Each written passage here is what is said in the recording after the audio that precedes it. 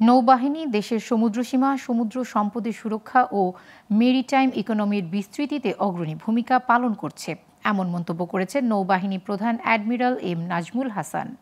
সকালে নেভাল একাডেমিতে মিডশিপম্যান 2022 এ ব্যাচ এবং ডিরেক্ট এন্ট্রি অফিসার 2024 বি ব্যাচের শীতকালীন রাষ্ট্রপতি কুচকাওয়াজ অনুষ্ঠানে তিনি এ মন্তব্য করেন।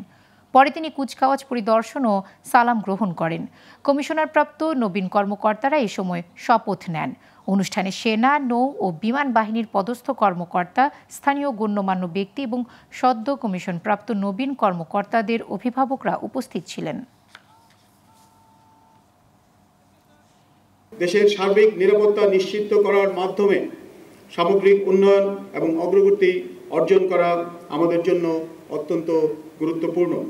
সঠিকভাবে সমুদ্রের সম্পদ সংরক্ষণ এবং সুরক্ষার মাধ্যমে সামুদ্রিক অর্থনীতি শক্তিশালী করার ক্ষেত্রে বর্তমান এবং ভবিষ্যতের নিরাপত্তা নিশ্চিত করার জন্য তোমাদেরকে সদা প্রস্তুত থাকতে হবে।